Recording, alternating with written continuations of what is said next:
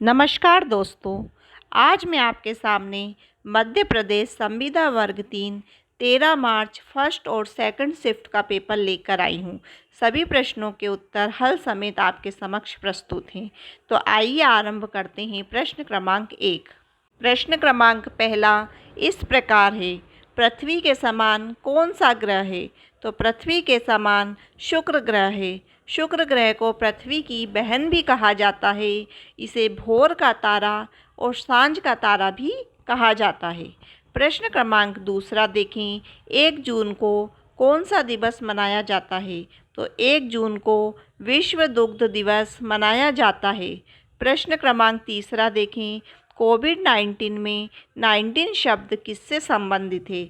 तो कोविड-19 में 19 शब्द साल 2019 से संबंधित है। आइए अगला क्वेश्चन देखते हैं। चावल की फसल के लिए कितनी वर्षा आवश्यक है? तो चावल की फसल के लिए 125 से 200 सेंटीमीटर वार्षिक वर्षा का होना अति आवश्यक है।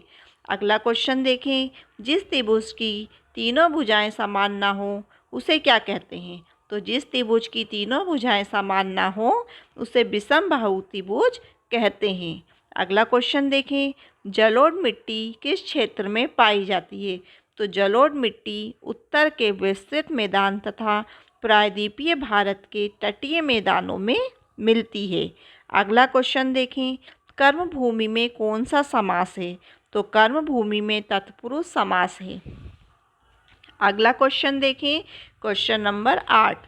आचार विचार में समास कौन सा है? तो आचार विचार में द्वंद्व समास है। जैसा कि मैंने आपको बताया था, जहाँ दोनों ही पद समान हो वहाँ पर और द्वंद्व समास होता है। प्रश्न क्रमांक 9 देखें, B.F. स्किनर का टेटोफोन किनका आकलन करता है? तो यह आकलन करता है व्यक्तित्व का। अगला क्वेश्चन देखें, साइमन बीने के अनुसार बुद्धि क्या है? तो साइमन बीने के अनुसार बुद्धि पहचानने तथा सुनने की शक्ति है। अगला क्वेश्चन देखें, बच्चों को सीखने के लिए सक्षम बनाती है। तो क्या सक्षम बनाता है? संवाद। क्वेश्चन नंबर 12 देखें, स्किनर के अनुसार भाषा की उत्पत्ति होती है। तो स्किनर के अनुसार भाषा की उत्पत्ति कैसे होती है? क्लासिकी अनुबंधन द्वारा। प्रश्न क्रमांक 13 देखें, विकास की प्रक्रिया के 4 बुनियादी तत्वों की पहचान की गई है। तो कैसे की किसने की है? पियाजे जी द्वारा की गई है। प्रश्न क्रमांक 14 देखें, पुनरावृत्ति के सिद्धांत किस प्रसिद्ध मनोविज्ञानी से संबंधित है? तो ये संबंधित है स्टैनले हॉल से संबंधित। प्रश्न क्रमांक 15 देखें, अधिगम से संबंधित बहुप्रतिक्रिया का नियम किस श्रेणी का नियम है? तो यह है गौण नियम। अगला क्वेश्चन देखें, अधिगम की विधि क्या है? तो अधिगम की विधि करके सीखना है। आइए प्रश्न क्रमांक 17 देखते हैं। प्रश्न क्रमांक 17 इस प्रकार है, प्राइमरी मेटल एबिलिटी नामक पुस्तक के लेखक कौन है? तो इस पुस्तक के लेखक हैं थर्स्टन।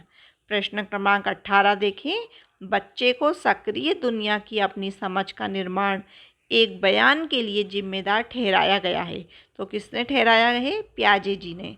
अगला क्वेश्चन देखें, गेस्टोलॉजी संप्रदाय का जन्म किस देश में हुआ था? तो यह हुआ था जर्मनी में। समग्रवाद में मुख्य रूप से ध्यान दिया जाता है पूर्ण से अंश की ओर।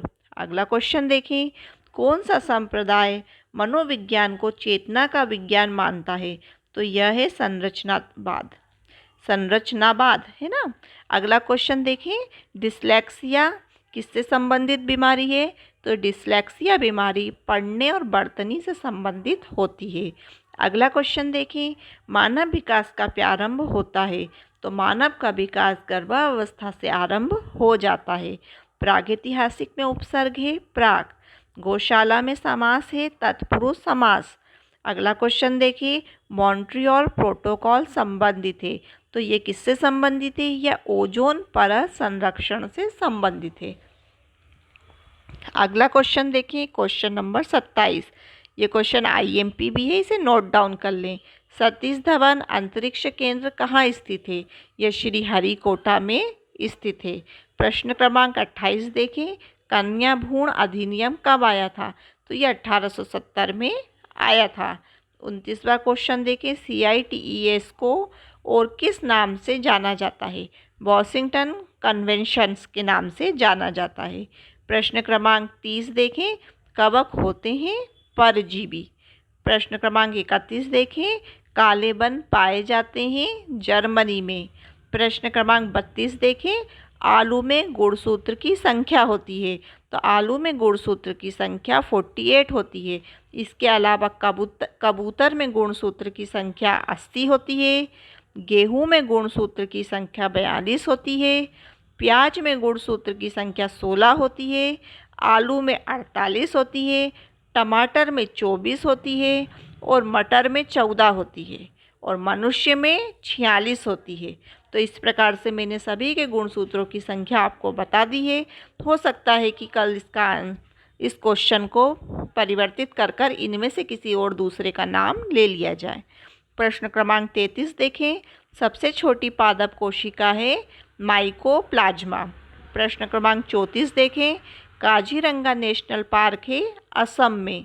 प्रश्न क्रमांक 35 देखें, भारत में संकटग्रस्त पादप जाति है चंदन। प्रश्न क्रमांक 36 देखें, चमचा शब्द है तो ये तुर्की का शब्द है। चमचा शब्द तुर्की से आया है। प्रश्न क्रमांक 37 देखें, निर्माण और खोज का सिद्धांत किसने दिया था? तो निर्माण और खोज का सिद्धांत जीन पियाजे जी ने दिया था। यथार्थ का विलोम है तो कल्पित यथार्थ का विलोम है। सचरित्र किस संधि का उदाहरण है? तो सचरित्र व्यंजन संधि का उदाहरण है। तो इस प्रकार ये सभी क्वेश्चन रहे। संस्कृत में समास, लकार, पुरुष, गद्यांश, पद्यांश पूछे गए थे। गणित में भी कुछ विधियाँ वगैरह संबंधित आए थे। 15 नंबर थ्योरी थी और 15 नंबर पेपर को हल करने का था। इस प्रकार से आपके क्वेश्चंस 150 क्वेश्चन रहे थे। पेपर काफ़ी टफ था। पेपर में काफ़ी चेंजेस भी रहे हैं, लेकिन हम ये नहीं कह सकते कि पेपर पूरी तरह से ही बदल गया है। बहुत से क्वेश्चन रिपीट भी हो रहे हैं और बहुत से क्वेश्चनों को घुमा फिरा कर भी पूछा जा रहा है। आपकी तैयारी अच्छी होगी तो आपका पेपर अच्छा जाएगा। धन्यवाद।